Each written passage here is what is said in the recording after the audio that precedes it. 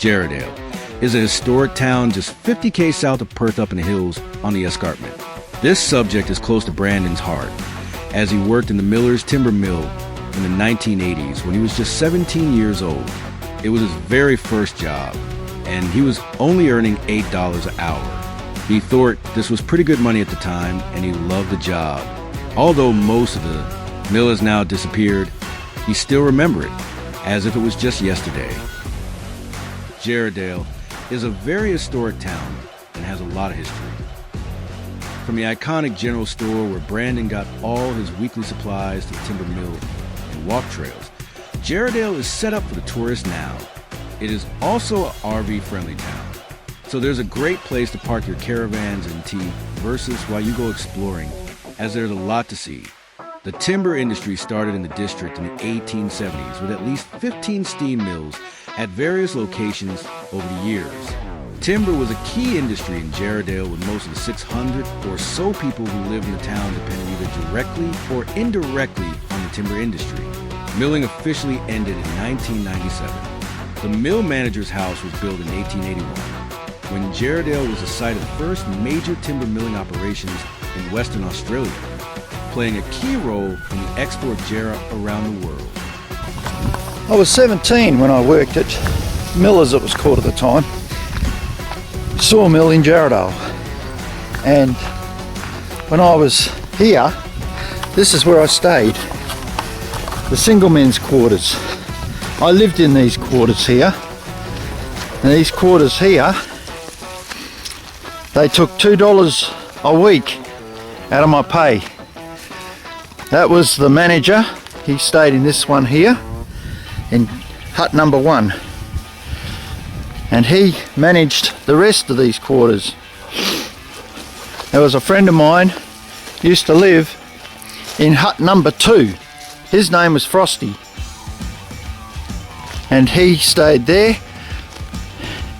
I rented the rest of these quarters when my girlfriend moved in, and we had about 3 of them. I had the one on the end, which is this one down here. I owned a Charger at the time. I used to park it right there under the tree. Right here it was. I pulled my car up here.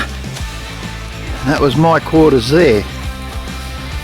At the time, this little makeshift shed thing here, I didn't use that because it was, as you can see, it's fallen down. It's not much good. But this was my hut, the main one, and then I rented that one and the third one when my girlfriend moved in, and we made them into,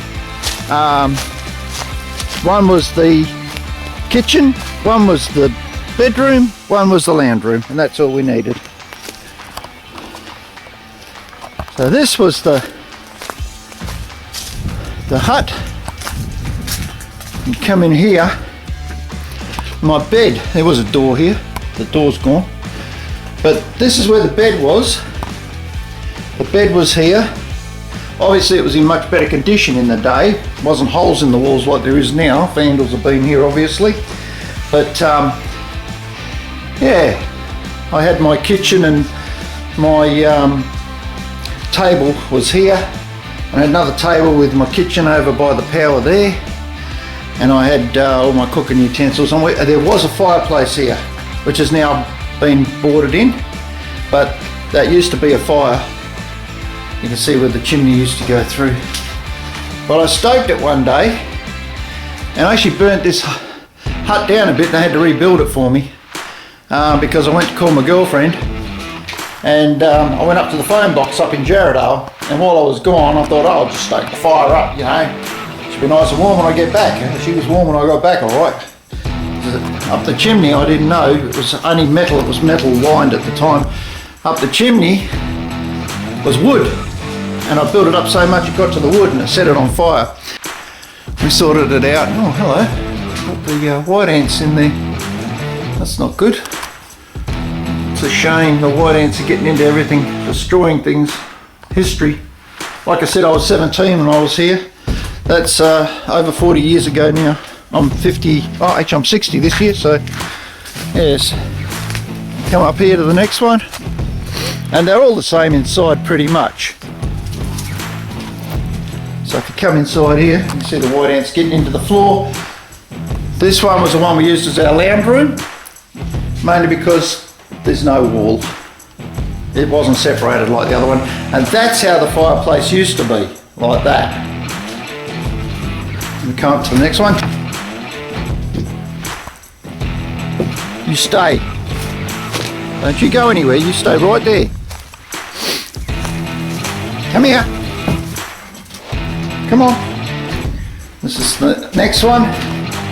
When my girlfriend moved in, this is the one we actually used as our bedroom. This room here. As you can see, they're pretty much the same.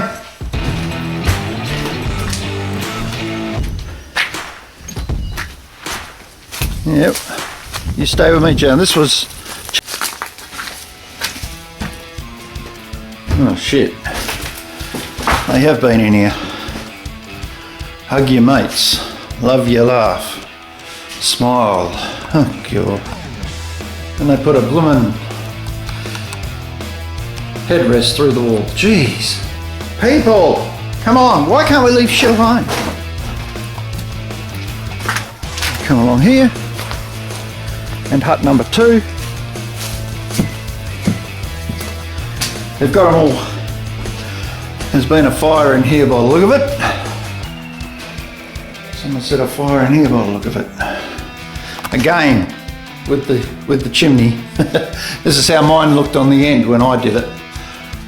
They fixed it up real quick and repainted it. I think it was about a week and I was back in there. You stay. And this was there used to be a veranda here, but that's gone now. This used to be the manager's hut, and he had it decked out like you wouldn't believe. It was really decked out well. And another fireplace there. Then you go down the back, and if you wanted the toilet and ablutions, come on Charlie, you had to come down the back. All these weren't here at the time, of course. We had a toilet block here, ablutions block. Come on Charlie, come on. Yeah. And this was the toilets. There's a bath in here and everything, but there was wash basins there that have been taken. That was a shower, and this was a bath. I've actually had baths in that bath. Yes. And there's your toilet up the end, seeing through the wall, but we'll take you around it. So that was the shower section, and then toilets are up here on the end. And there's your urinal trough. Over here was your toilet. Used that many a time as well. Alright, I'll take you up. These are the backs of the thing. Come on Charlie! Now in the morning, I would leave there, walk past the big tree. That tree's been there forever and a day. And we'd head up the path here to the mill and go to work. Now the gates used to be over there, but they're shut. So we'll head in the back way over here, which I know is open. And go up this way here.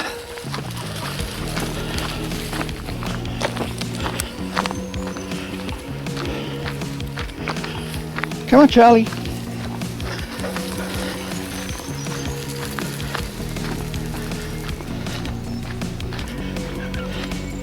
Charlie the wonder dog. Okay, so they've shut these gates and they're trying to keep people out, are they? Interesting. I think I can still get through there though.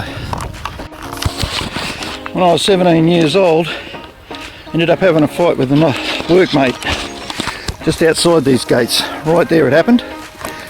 And it was over him touching my car, which I didn't appreciate at the time. He'd broken into my car and played my fluffy dice, and you don't touch a man's fluffy dice. So this was the mill. Now, these trees weren't here. These have all grown since then. This used to be all open, flat area, all out here. Well, you can see this bitumised area. It's where they used to stack the stacks of timber. And when they were finished, they'd stack them and then they put them onto trucks and send them off to Bunnings and the other different places where they had to go. Now this thing I'm approaching here is called a round table. And what had happened was, I'll start at the top and work our way down. But I'll just get a quick film of the round table so you know what I'm talking about, because there's another round table I want to mention that's no longer here. And that's the round table I used to work on when I was here as a boy, 17. So basically, this big table here turned around and around and around. It rotated. And these things you're looking at here, they were where they'd stack the timber. So basically, as the table turned around, the timber would get stacked on these bits of wood here. And this stuff I'm walking on is pretty much the sort of timber that came out here. But this is the round table. They were huge. And imagine it creaking and grinding and turning around slowly in that direction. And as it did, timber would come down from the green chain, which I'm going to show you the green chain in a minute. But timber would come down from the green chain on this conveyor belt that goes from the green chain at the very end there. And the timber would run out and fall onto this table. The table would rotate around, and as the timber got in line with its prospective pile it was to go onto, there'd be one man or one woman down here, and they'd pull the timber off onto the stack. And that's how the timber got stacked down here.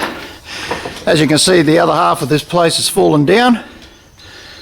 It used to be all up like this, but that roof over there has collapsed, unfortunately, which is a darn shame.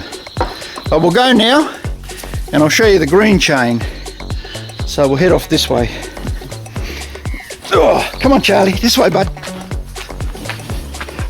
Come on, pup. Don't get your rope caught.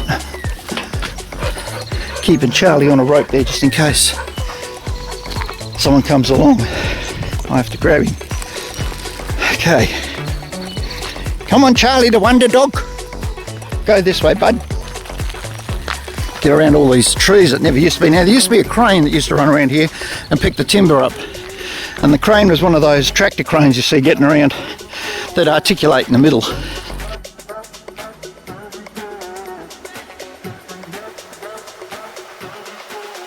And he'd just pick it up and take it over and stack it, which nowadays they probably use a forklift. Back then they used the crane. But this is the green chain. Now, that other turntable I'm talking about used to be at the head of the green chain. There's another conveyor belt the same as that one, but I'll tell you about that in a minute. Let's not get ahead of ourselves. So here's the green chain. Now, the way the green chain worked, you got men up here, there'd be about 4 or 5 of them, and each of these had steel ropes. You can see the steel ropes there? Those steel ropes went the entire length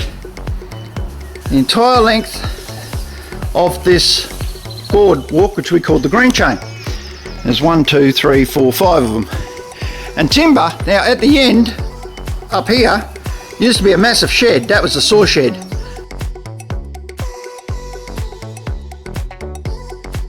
That's now gone, but that had the twin saw and the dockers and all that where they made the timber. And then everything they made came out that end off another conveyor belt and landed long ways on this board. And as it came down, people would stack it off to the side. There were stacks all along the side here. What got to the end here and fell off went to that round table. There was another, well, you can see that set of stairs up there. If I can find them, there they are. There was another conveyor belt there, and that went out to my table. And my table used to be on that pad right there, but it's no longer there now. It's long since fallen down and been gone. But there was another round table, same as that one. So come up the green chain here. Hopefully don't fall through the bloody thing. And this brings back memories from my childhood, because many a time I helped out working on this green chain, stacking timber. When people had to go to the toilet and such, I'd take over for them while they were gone. Because my table could collect timber and it'd just keep going around until I got back there and stacked it. So it didn't matter how long I took to do it. So that gives you an idea of how this sawmill was going. It was a great place to work. I love working here. And here we go. We had a rule here, if the temperature got to 42 degrees, everyone went home.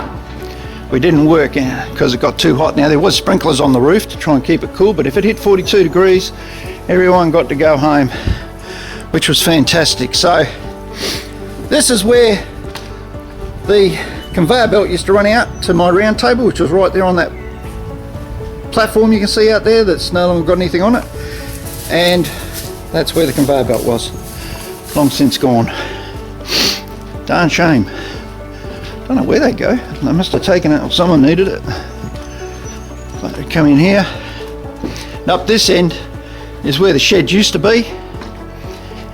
And all the timber would come on a big conveyor belt along here and fall down onto this, and then get taken down and stacked appropriately at a round table either side or in the stacks down the side here, and that's how the place worked. You can imagine ropes slowly being pulled along this chain, slowly being dragged. You got timber coming slowly down and people stacking it either side as it slowly gets dragged on these ropes down towards the end, until if they made the end to go out to the round table out there. If it was going to my round table, I did 4x2 stuff, so it would go out to my round table out there. That is a page out of my history, my childhood of when I was 17. Catch you on the next one.